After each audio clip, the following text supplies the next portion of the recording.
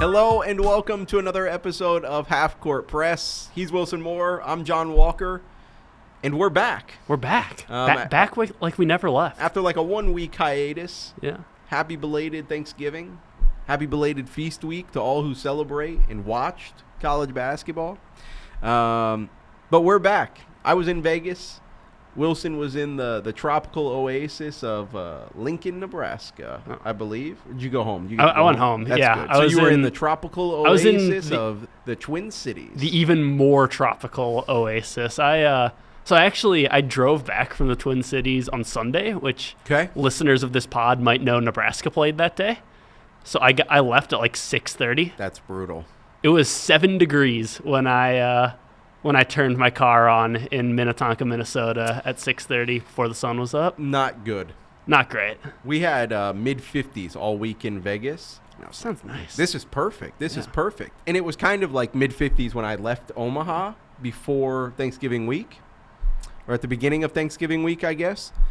And then we landed on Sunday, and they said, welcome back into Omaha, Nebraska. Whatever that sounds like. Welcome into Omaha, Nebraska, where the time is blah, blah, blah, blah, blah, and the local weather is 18 degrees. And I said, it is what?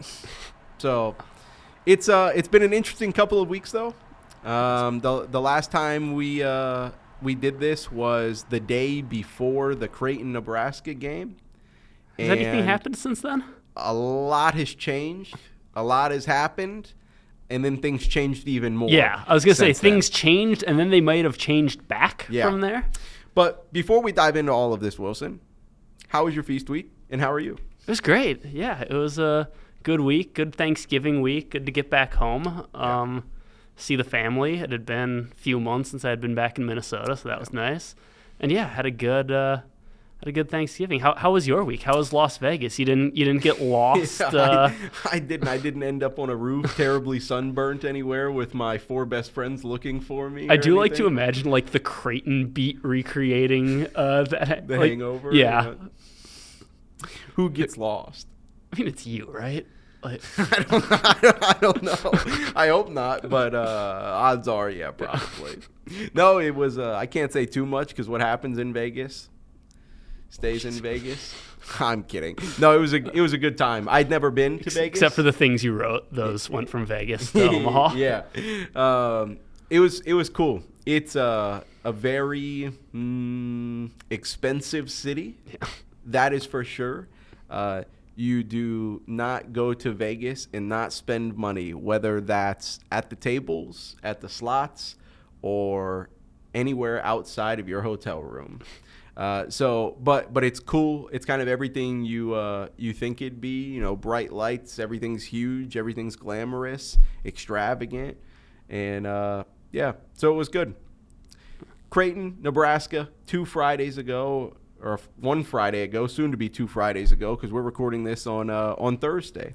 So we're almost 2 weeks removed from that one, and after that game, we did kind of an abbreviated emergency edition of Half Court Press with Tom Chattel. We did. So we've kind of already flushed out everything that we thought happened that night. We live in a different world than we did the night of that game. Correct. For a lot of reasons. Correct. And a lot of that is because Nebraska has since blown out a couple of more mid-major opponents on its non-conference schedule. And Creighton has had just an absolutely tumultuous week and a half, 2 weeks really, dating back to that Nebraska game. It's a cliche to describe things as a roller coaster, but that is how I would describe the past 2 weeks for Creighton basketball. And this has been one of those ones like that you strap into and your feet dangle and you go in the loops and like this is not your average like one standard drop. Woo! Yeah. Like, no, this has been an absolute roller coaster over 2 weeks for Creighton. And it started with that Nebraska game. And that kind of laid the blueprint for how teams played Creighton in Las Vegas. The Jays lost their first 2 games at the Players Era Festival, the first one ever, might I add. A good thing that all of these teams get paid $1 million for showing up, because until the third and final day of that event, Creighton didn't have anything to show. for its trip to Sin City. And so San Diego State beat the Jays by, I believe, 18 in a very similar manner to which Nebraska did. Make Ryan Kalkbrenner a non-factor, front him, double him, crash down on every action he's involved in, and force Creighton to hit shots. They didn't. Texas A&M did the same thing, and the Jays hit shots, and including a huge three-pointer from freshman Jackson McAndrew with 57 seconds left. And then they gave up like an 8-0 run or a 7-0 run, and kind of threw that game away at the end, really. So then they bounced back Saturday against Notre Dame, but it was a really eventful week because the Jays did not have Ryan Kalkbrenner against Notre Dame, and they still found a way to win that one and come back from Vegas with something. And Stephen Ashworth, who we originally thought was going to miss extended time. That did not look good when he went down. He looked like he was in a lot of pain. He was writhing in pain and rolling on the ground and grabbing at that ankle and never put pressure on it when he needed help off. And Greg McDermott said that night after the Nebraska game that it could be what he thought, quote, a while. And Stephen Ashworth, to his credit, played through what was initially a severely sprained ankle. And played in that Texas A&M game. So he only missed one game. So all things considered, a very up and down week in Vegas that kind of led the Jays to Wednesday night. We'll talk about that here in a minute. But before we do that, Nebraska, South Dakota, see ya. North Florida, a very good, very sneaky North Florida, see ya. And the Huskers kind of take care of business when they needed to. Yeah, they did. I think that's all you could ask for from Nebraska coming off the biggest win of its season and so far, in the first month and a half of the year. For sure. We've seen teams kind of come out a little bit flat, even if they don't lose. I think back to last year when Nebraska beat Purdue and then just came out, out of sync. A few days later. Yeah, against Iowa. And now South Dakota and North Florida aren't Iowa. They're not Big Ten teams, but there's still a scenario where Nebraska comes out flat and, say it's like Bethune-Cookman, where they have to kind of sweat their way past a team that they should beat, and that the way in which they beat them very much matters, given the metrics and the net. And, Bryce Williams mentioned KenPom at the podium after the North Florida game. He made some reference to the net coming out the next day and said we want to be good in the KenPom. Guys are aware of that and they know how important that is. So the fact that Nebraska came out and just took care of business against South Dakota and North Florida, I think shows maturity, A, from a very veteran team, that they didn't get caught up in the moment. It's still business. Yeah. And B, that stuff matters. And it will matter in March. I think the blueprint to beat Creighton was not of the norm in terms of how Nebraska wants to play. They're not going to front and crash every single center that they play. Certainly not against South Dakota. Certainly not against North Florida, because neither one of those two teams has a Ryan Kalkbrenner. Yeah. So what has been the key for the Huskers over these last two games to really kind of blow out both of these teams? I mean, beat South Dakota by 17, beat North Florida by 31. Yeah. Well, for one, they're hitting shots, which helps. It does. One of the big parts of basketball, if you're new to this, is making baskets. I've heard, I don't know, but I've heard that if you hit more shots and if you end up with more points than the other team after 40 minutes, then you win. That was the idea of Dr. James Naismith.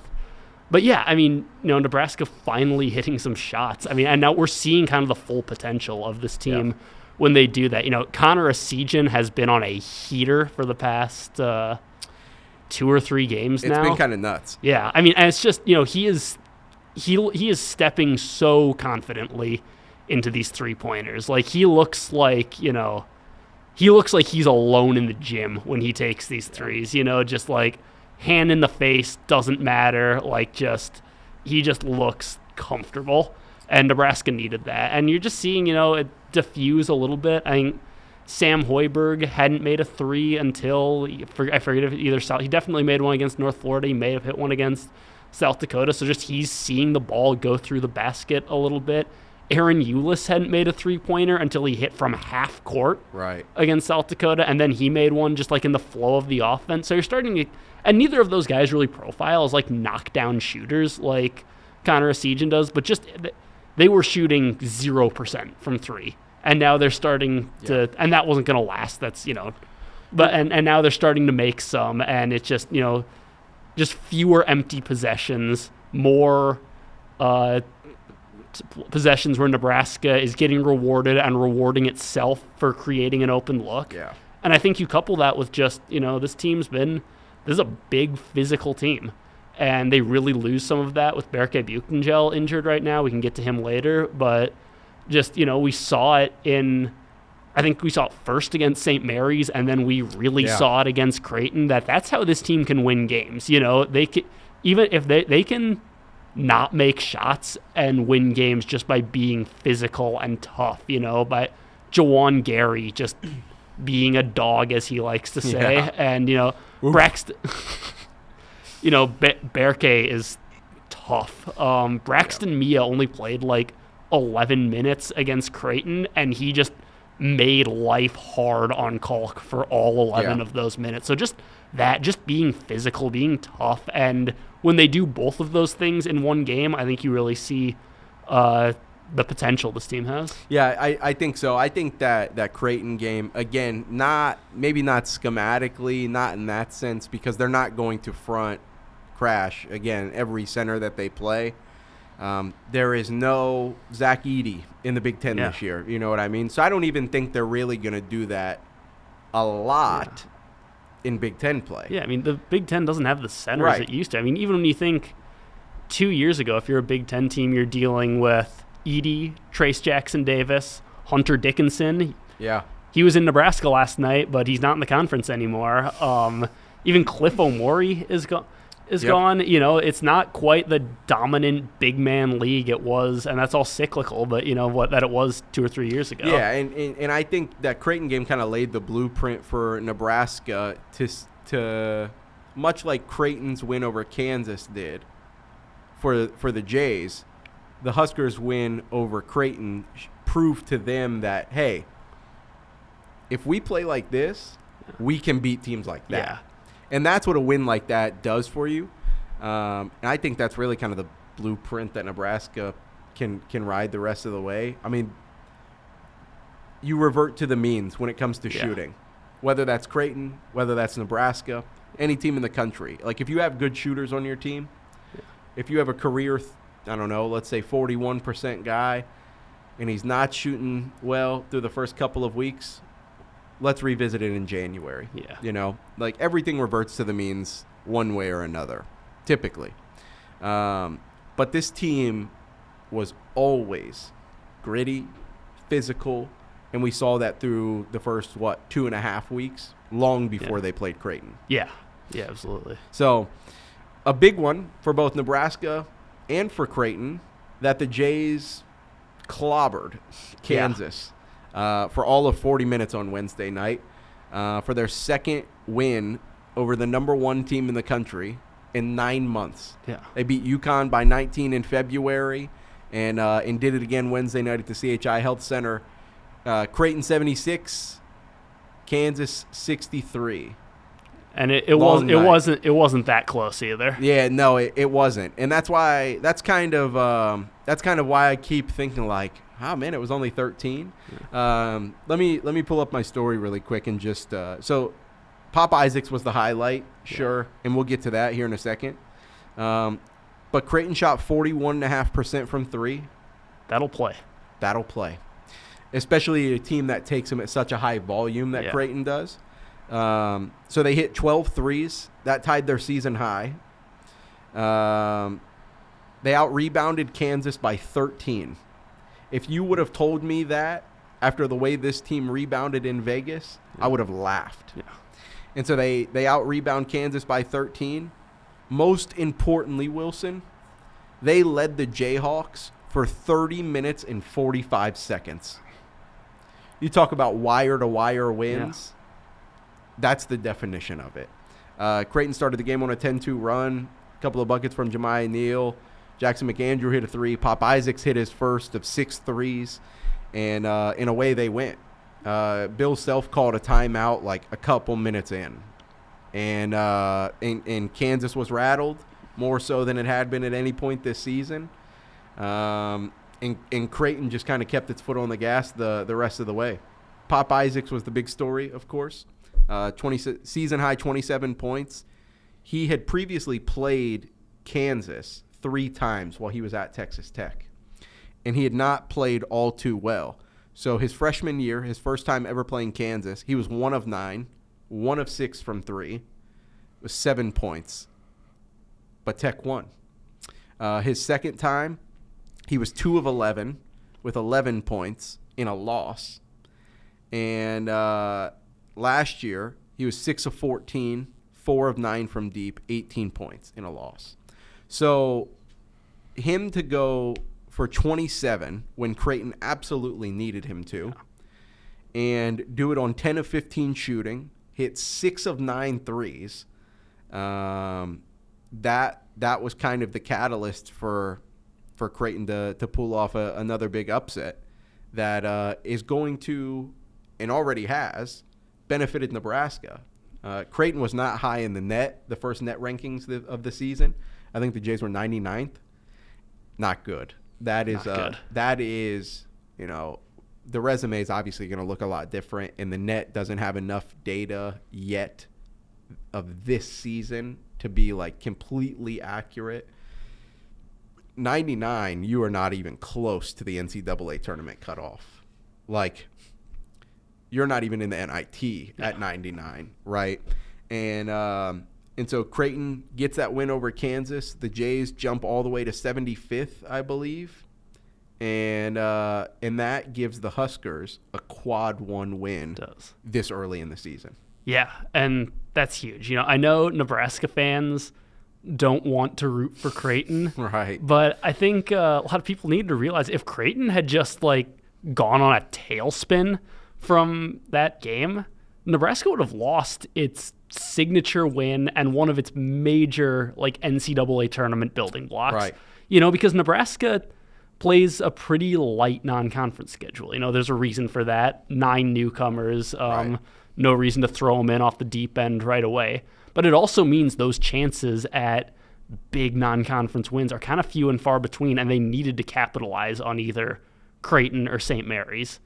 And if they lose that Creighton win, they've kind of got nothing out of the non-conference season in terms of resume building wins. So that was huge last night for Nebraska. It'll be even bigger if Creighton can keep this momentum and keep going. But Nebraska badly needs Creighton to do well from here on out. And last night was big for that. And it's huge for Creighton. Obviously, you get another win over the number 1 team in the country. Yeah. Might I add, Creighton is 2-0 against the top team in the country when I'm in the building. Not when I'm on the beat. I have to be in the building because they played number 1 UConn on the road last year and lost by 15, 13, whatever it was. And I wasn't at that game in stores. I was at the UConn game in Omaha. I was at Kansas last night, and they won both of those. So, who knows? But it was huge for Creighton because until that Notre Dame game, they had not beaten a power conference opponent. Isn't that nuts? That is nuts. They opened the season with 4 straight mid-majors at home, lost to San Diego State, lost to A&M, and then beat Notre Dame. Yeah, which I think San Diego State counts as a I would high count major. I would count San Diego honestly, State. I would consider the Mountain West to be in basketball, especially. Yeah. But yeah, that's crazy. I didn't realize hadn't beaten a quality opponent until that Notre Dame game. Yeah. And so their resume, again, 99th in the net, 50th something in Ken Palm, it was weak. Yeah. They needed to, coming off of Vegas, 1, get healthy. Ryan Kalkbrenner, lower body injury, unspecified lower body injury. It's interesting. But he obviously played through it against Kansas. Stephen Ashworth still playing on / recovering from that sprained ankle. And Pop Isaacs was battling the flu for a lot of last week. Wasn't fully himself Monday, still recovering from that. And then, obviously had his best game of the season against Kansas. So, 1, the Jays needed to get healthy. 2, they needed to hit shots. But third, and most importantly, through their last 3 games of this non-conference schedule, they needed to beat one of Kansas or Alabama. Yeah. And you can't waste one of those wins, which they now have, by losing to UNLV on Saturday. Yeah. We'll talk about that game here in a minute. But beating Kansas doesn't matter if you lose to UNLV. Right, yeah. In theory, say they would have lost to Kansas. Beating Alabama doesn't matter if you lose to UNLV. Yeah. And so that's kind of the position they're in now. But the fact of the matter is, to save their resume, and I'm saying that when it's early December, in a non-conference schedule that they hadn't capitalized on until Wednesday night, really, and playing in what looks to be a weaker Big East than in years past, they were going to need a marquee win. Yeah. And they certainly got one Wednesday against Kansas. Yeah. So it's huge for Creighton. Transitive Property would tell you that it's huge for Nebraska, too. They now have a win over the number 1 team in the country, if that's how you want to look at it. No, it's funny. After last night, I was thinking, I wonder when the last time Nebraska had a transitive win over the number 1 team in the country. And after 2 seconds, I was like, well, they had an actual win over the number 1 team in the country last year. Yeah, they beat Purdue. And then they, but transitive, I'm not sure. I don't know. Guess we haven't been around long enough. Huh? We haven't, no. They'll keep it rolling this week. But before, I just want to touch on one last thing from that Creighton-Kansas game. I thought it was so ironic. And we talked about this a little bit, before we hopped in the studio. Nebraska laid that blueprint on how teams could best play Creighton. Yeah. Hey, we'll take away your 7'1" All-American center and hit shots. Yeah. And until you hit shots, now we're just going to stay glued onto him. Yeah. So when Creighton doesn't, well, there's not really much they can do with the offense. Yeah. When Creighton does, Kansas happens. Yeah. It's a little bit different, but I mean, they looked like a different team last night. Did. I mean, they are a different team when they're hitting shots. Right. San Diego State followed Nebraska's blueprint. Brian Dutcher literally said in that post-game press conference, we basically stole Nebraska's plan. Texas A&M did the same thing. Notre Dame did not, because Ryan Kalkbrenner did not play. And I thought it was so interesting that Creighton knew it could not take away everything from the number 1 team in the country. So where do you go? Where do you try and pinch off? What source do you try and pinch off? And that was Hunter Dickinson. They crammed the paint and said, okay, you're going to hit shots. And if you're not going to hit shots, you're not going to win in this building. And so I thought it was kind of, full circle for the last 2 weeks that we've had, that Creighton got clobbered by that game plan and couldn't hit shots and, turned it over and you name it. And when they absolutely needed to, they used that game plan against Kansas to beat the Jayhawks. And just like a full circle moment. Yeah. Hunter Dickinson only had 6 points. It's his lowest. He had 5 in a game toward the end of last year, maybe like mid-January, late January, something like that. But by far his worst game of the season. And Creighton had everything to do with it. And the Jayhawks didn't hit shots. DeJuan Harris is kind of one of the guys that it looked like Creighton said, okay, well, if you guys are going to win, not only are you all going to have to hit shots, he is going to have to make his. Yeah. And DeJuan Harris finished 6 of 21. Yeah. So they kind of – Kansas kind of fell into Creighton's plan. and Creighton entered the game with a hell of a plan. So, it all led to a court storming at the CHI Health Center, the second in 9 months. I will say, I think we talked about this last year when they beat Creighton.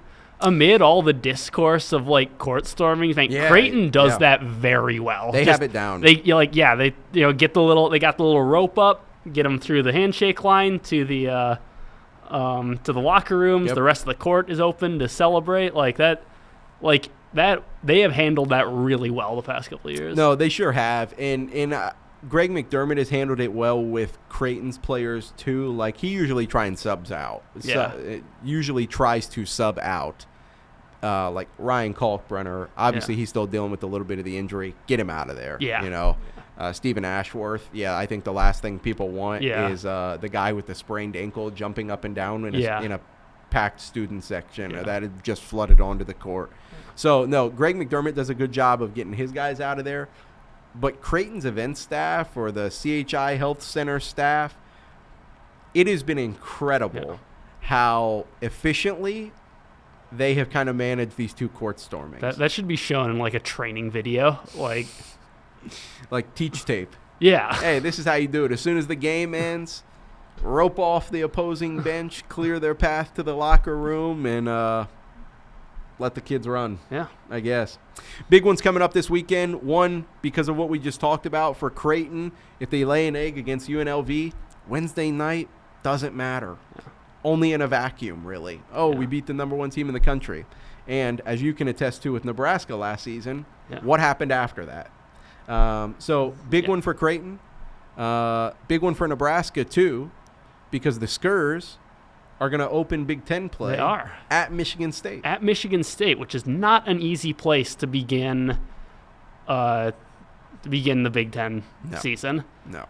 That's not at all. It's a tough place to play. This appears to be a pretty good Michigan State team. I know last year's team had high expectations and was a little disappointing. I don't know that this team has played enough teams to make a determination. I think North Carolina is kind of overrated.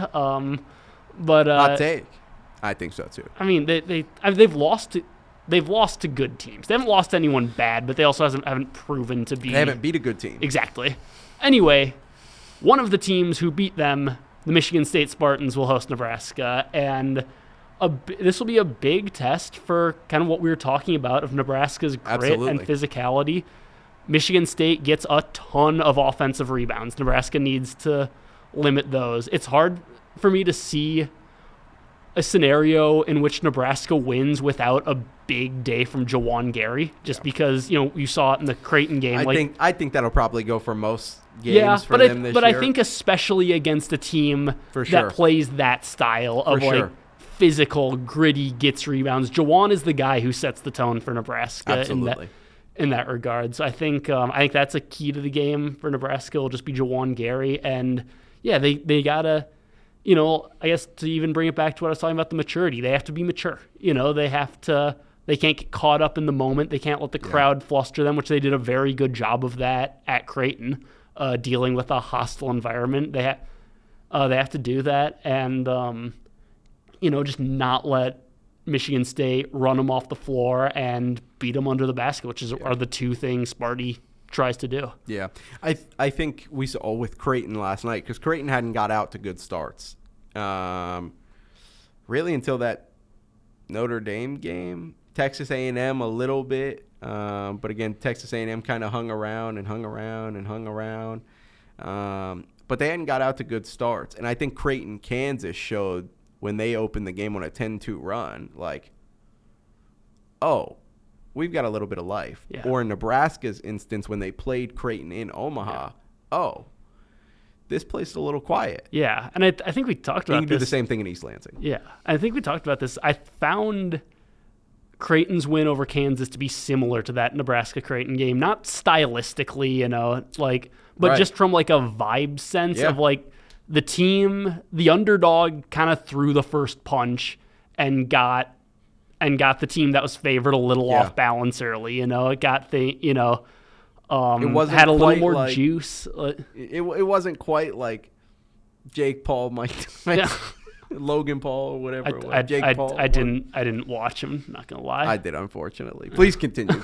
But just like kind of the mental game of that, where it felt like one team had a little more juice, kind of embraced that being the underdog. Absolutely. It reminded me of that, and at the same time, building up a big lead, and the other team is gonna come back at some point. And it's about weathering the storm. I think Creighton got to within like 5 in the second half, right? Yeah. Against Nebraska, and last night it was Kansas coming out to like a 9-0 run out of the second half. In both cases, you knew the other team was too talented, that the lead wasn't going to just grow and grow and grow, and it was a big factor in the second half was going to be, okay, the other team's going to make a run.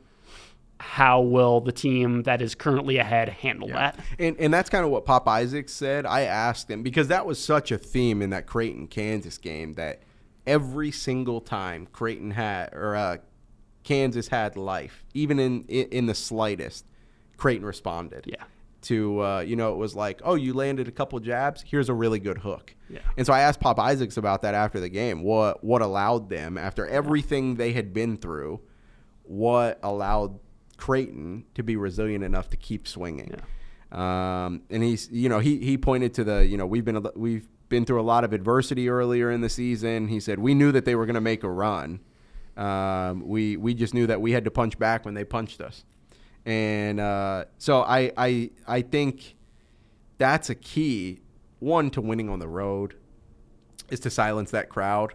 But especially in the Big Ten, especially in these physical, gritty, grinded out wins that you see in that league, you have to, one, be able to take punches. Yeah.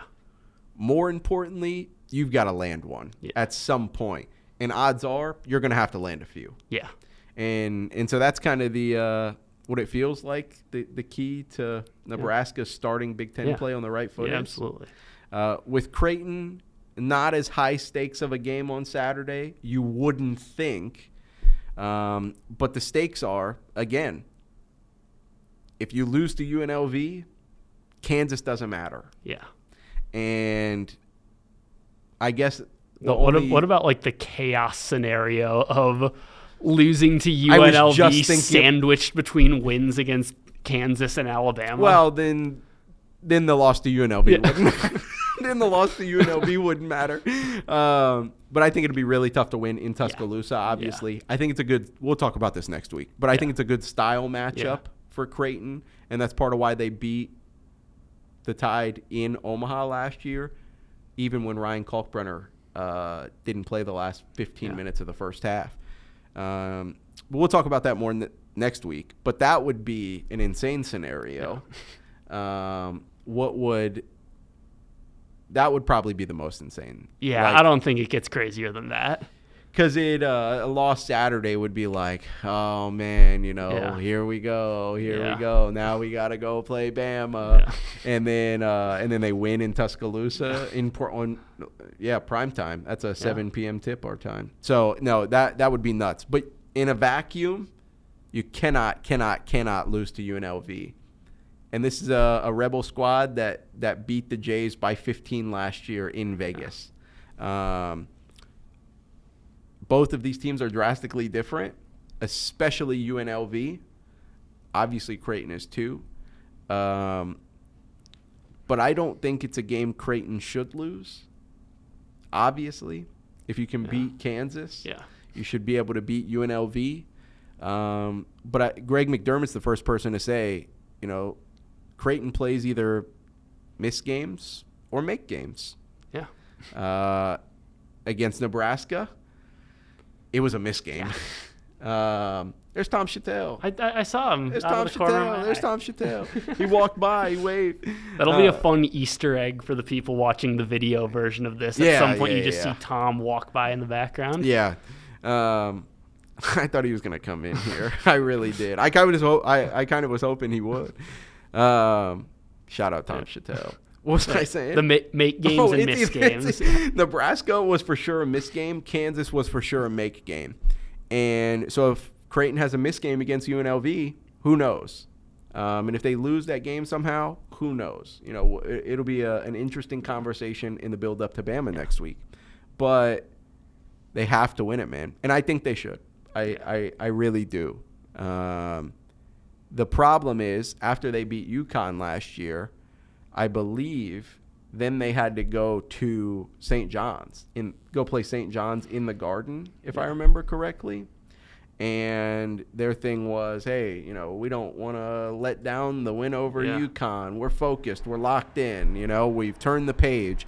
And then they lost by double digits. That happened in Nebraska and Creighton last year. So it can happen. That's kind of the thing that you have to manage after you beat the number one team in the country, is that your next game probably isn't going, like, expectation, hype, all of that, isn't going to live up to what just happened nights prior. And that's kind of the struggle that you face. You have to get up for that game. You have to find a way to get up for that game. And I think the fact that Creighton desperately needed that win over Kansas, obviously got it.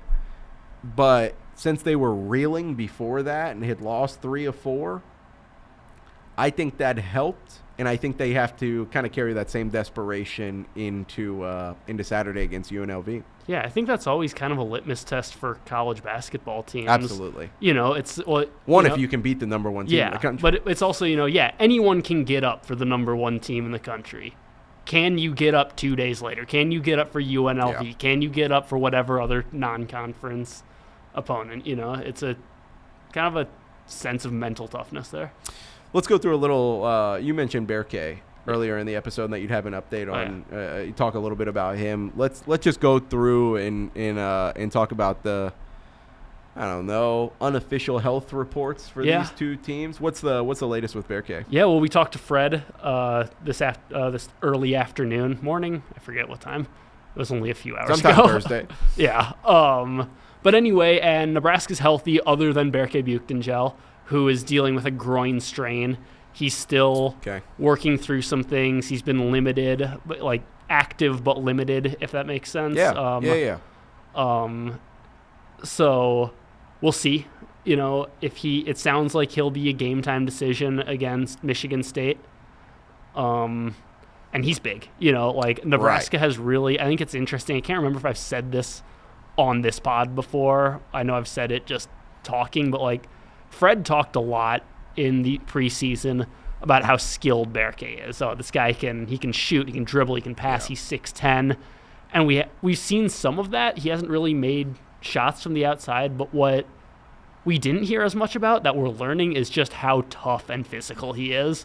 And he was big in that Creighton game. I think he played his best game of the season a few days before that against St. Mary's, and he's going to be very, very important if he plays against Michigan State, because he brings that kind of edge, like Jawan, what I was saying about him, that you need if you want to beat a team as tough and physical as Michigan State. Yeah, I think. Do you think he'll play? It really sounds like a coin flip at this point. You know, I mean, there's still today's Thursday. Still 48 hours. Yeah, still 48 hours. He'll keep working through it, and they'll see. I'll definitely be on top of that injury report Saturday morning, but I don't think we'll really know until the game starts and he's either in uniform or not. Yeah, it's a little bit different with Creighton because the Big East, unlike the Big Ten, maybe the SEC now as well, does not have a mandatory health report. I think that'll probably happen countrywide in the next couple years. You know, people, fact of the matter is, like it or not, people spending a lot of money on these games in any capacity do not want to have those type of uncertainties. And so it's a little bit different for Creighton. No mandatory health report. And so Ryan Kalkbrenner was a game time decision going into the Kansas game and had that lower body injury. I think it happened in the Texas A&M game last week. Kept him out of the they got to the arena Saturday morning in Vegas for that Notre Dame game, and they found out he wasn't going to play. Couldn't go. And he hadn't practiced like all week. Hadn't practiced since that, or hadn't really done anything since that Texas A&M game last Wednesday, a week before the Kansas game, and then comes out and does a little pregame workout, goes back to the locker room, and you're like, I don't know. And then he's the last person out of the locker room for, organized warm-ups, if you will. And obviously played and dominated a battle of the bigs. Stephen Ashworth's still just working through that ankle thing. Yeah. It's going to take time to recover, obviously. And credit to him, he's just played through it. Yeah. Nuts. Because we, again, thought it'd be a lot worse when it first happened. And that's what Creighton thought, too. And then Pop Isaacs, he dealing with a little bit of the flu, a little bit of the stomach bug that seems to be going around. I had it like 3 weeks ago. Yeah. I was sick like 3 weeks ago or something like that. And then, Pop got sick midway through the week in Vegas, and Stephen Ashworth puked into a trash can before the second half started against Kansas. And, there they are. There they stand, I guess. There they stand. Battered and bruised and winners of 2 straight, including one over the number 1 team in the country. About that. You got anything else, Wilson? I don't think so. What's your favorite Christmas song? My favorite Christmas song. Santa Claus is Coming to Town, specifically the Bruce Springsteen version. That tracks. Yeah. That makes sense. Yeah. I love White Christmas by the Drifters. Okay. I don't know that I've heard that. I mean, I've heard. You've heard it. I mean, I've heard. And I maybe have. Okay, I was just. Never mind. I was thinking Blue Christmas, which Elvis Presley did a version of, but no. Yeah, White Christmas by the Drifters. No, I know what you're talking about. That's good. That's good. Hopefully everyone else does too. Yeah. Anything else? No. Me neither, man. I think we've big couple of days coming up. Big couple of days. Huge couple of days for again, Nebraska to start Big Ten play off on the right foot, and Creighton to not have a big letdown against UNLV, because that's exactly what that would be with a loss on Saturday. That's going to do it for this episode of Half Court Press. Thanks for hanging out with us. If you want to find all of Wilson's stuff, all of my stuff, everyone else's stuff, please go to omaha.com or go to your local newsstand, wherever those might be nowadays, and pick up the latest copy of the Omaha World-Herald. Thanks. We'll talk to you guys next week.